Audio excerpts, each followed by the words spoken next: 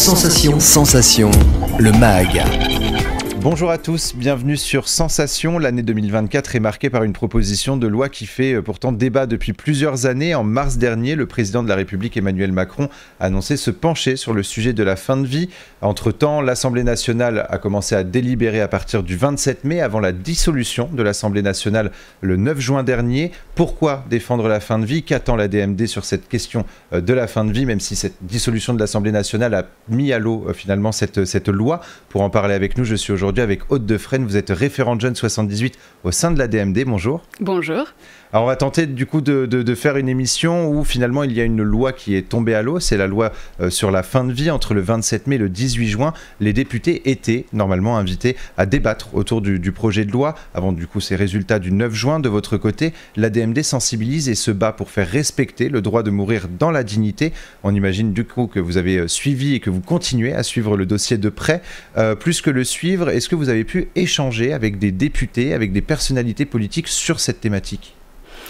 Alors, on a notamment un grand soutien parmi les députés. Nous, à la DMD, c'est Olivier Falorni, qui lui-même avait déjà déposé un projet de loi en avril 2021 lors d'une niche parlementaire. Et ce projet de loi avait été abandonné puisque lors d'une niche parlementaire, les parlementaires ont 24 heures pour étudier ce projet de loi. Or, 5 députés avaient déposé plus de 3000 amendements pour rendre ce projet de loi inétudiable. Donc voilà, c'est vraiment un grand soutien pour cette loi et il travaillait donc sur ce projet de loi cette année en 2024. Malheureusement, là pour l'instant, Pour l'instant, c'est mis en pause. Alors, sur le site de la DMD, vous avez publié plusieurs dossiers, notamment un sondage IFOP datant du 2 mai sur la fin de vie. Ce dernier dévoile plusieurs chiffres marquants, comme 92% des Français favorables à la fin de vie par euthanasie pour les personnes atteintes de maladies insupportables et incurables si elles le demandent. Ce sondage, il dévoile également une différence entre le suicide assisté et l'euthanasie des personnes atteintes de maladies insupportables ou incurables. Alors, quelles sont les différences entre ces deux méthodes ? Alors, l'euthanasie, c'est le patient, c'est le malade lui-même qui fait le geste létal. Tandis que le suicide assisté, c'est le soignant, c'est le personnel médical ou ça peut aussi être avec l'aide d'un proche. C'est une tierce personne qui fait ce geste létal. En Suisse, par exemple, c'est le suicide assisté qui est légalisé. En Belgique, c'est l'euthanasie. Et vous, votre souhait, c'est de pouvoir justement choisir une des deux options ? Exactement. L'idée de l'ADMD, c'est que chacun puisse choisir en toute conscience sa propre fin de vie. Et qu'il s'agisse d'euthanasie ou de suicide assisté ou de soins palliatifs, voilà. Alors les chiffres parlent d'eux-mêmes, puisqu'on atteint les 90% de Français favorables en moyenne pour ces deux méthodes, un chiffre qui augmente mais qui semble toujours faire l'unanimité, puisque en 2001 déjà le même sondage montrait que 88% des Français étaient favorables. Pourquoi, selon vous, la fin de vie est un sujet qui a mis autant de temps à arriver dans l'hémicycle alors que les citoyens semblent faire l'unanimité sur le sujet ? Très bonne question. Même vous n'avez pas spécialement finalement la réponse à ça ? La réponse, elle peut s'expliquer par des idéologies, par un pays qui continue à être très ancré dans des idéologies religieuses, par exemple, et même si ça veut c'est pas forcément des idéologies qui vont contre nous, et le pays continue d'être très ancré dans des idéologies qui ne vont pas dans le sens de l'association, donc c'est-à-dire stopper la vie lorsqu'elle ne devient plus que de la survie.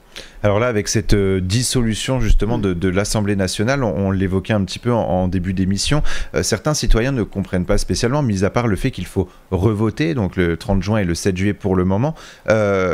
Vous, les conséquences de cette dissolution de l'Assemblée nationale, qu'est-ce que ça a comme conséquence sur ce projet de loi ? Alors, tout simplement qu'il est stoppé pour l'instant. Nous n'avons jamais été aussi proches proche d'un projet de loi, d'une loi, puisque le projet de loi était en train d'être travaillé, ce qui, en tout cas pour la légalisation de l'aide à mourir, n'avait jamais été réellement le cas. En 2005 et en 2016, la loi Claes-Leonetti a été votée. Donc en 2005 pour délégaliser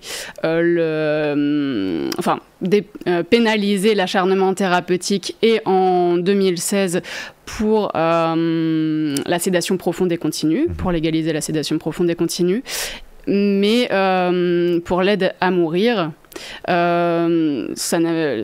cette loi n'avait jamais été travaillée sur les tables des parlementaires. Donc aujourd'hui, il va falloir continuer les combats, continuer à convaincre les Français qui sont pourtant, comme vous l'avez dit dans la précédente question, déjà convaincus. Mais il va falloir... Ça veut dire qu'avec une nouvelle Assemblée nationale, avec de nouveaux députés, il va falloir tout revoir du début ?